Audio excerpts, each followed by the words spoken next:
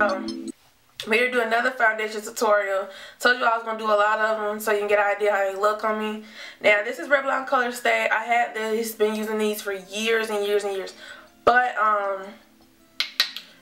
I used to be cappuccino when I was in high school. And when I moved up here about 4 years ago, I went to caramel. Now, caramel is a bit light, but I can get away with it because I'm yellow. Now, I used to be more reddish orange, but now I have to mix both of them. So that's why I don't really use this anymore, because it's like I'm spending twice the money when I can just go to Clinique or wherever that's higher end, that's my actual shade. I don't have to buy two to mix together, because mixing two products together just aggravating. I don't know about you. What I do is I put cappuccino about this much, and this will go on the outer parts of my face, and I kind of blend inward.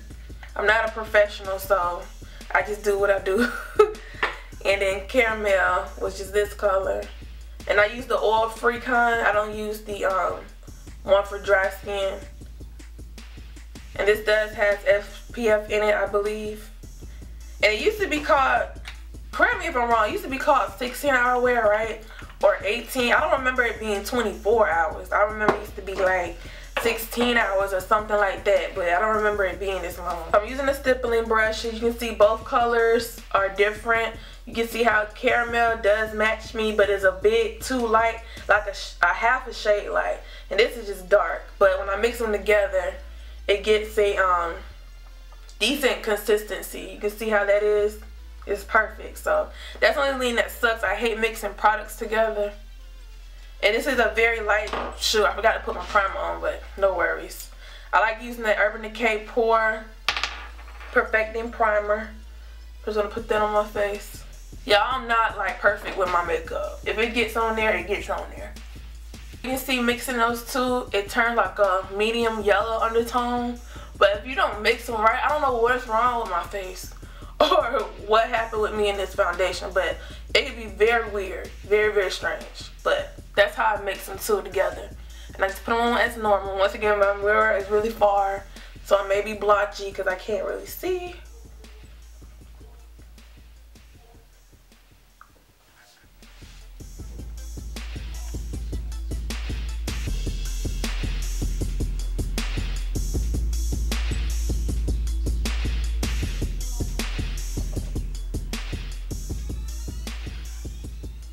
Guys, so this is the coverage of Revlon ColorStay. As you can see, it may look a little weird, but that's how it looks when I first put it on. But see how yellow it is? I made it yellow because I mixed the two together. So if I just did cappuccino, I would look really dark. And then if I would have did this one, it would have been too light. So I have to mix them both together. I've been doing it for like 3 years when I do wear it, but sometimes I get aggravated and I don't want to mix them together. One thing I do love about Revlon ColorStay is that it's buildable. So you don't have to really worry about the color changing too much depending on what you do. So I'm going to use my MAC Select Cover Up in NW45. I like using a liquid concealer with this foundation because it just applies a lot better. And I'm not really doing it for a highlight effect, but just to give me a little coverage under my eyes. And this concealer by MAC, the liquid or any type of liquid foundation, liquid concealer works very, very well with this one.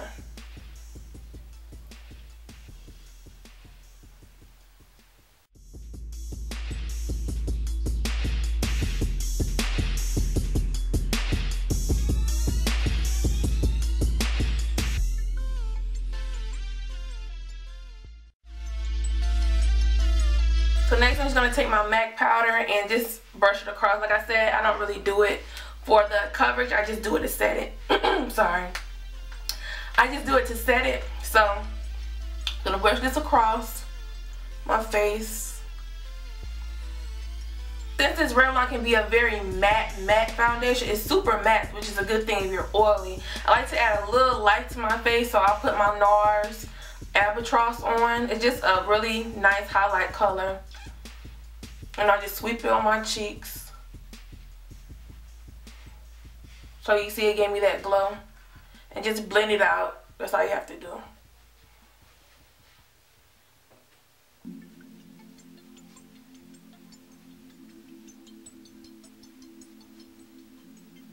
That's it, you guys. So that's how I apply my Revlon ColorStay. It's a very, very great quality drugstore foundation. You don't have to spend a lot of money on it. I think it's like probably $12.99, but I mean if you have to mix both, you're gonna spend like $25 on one.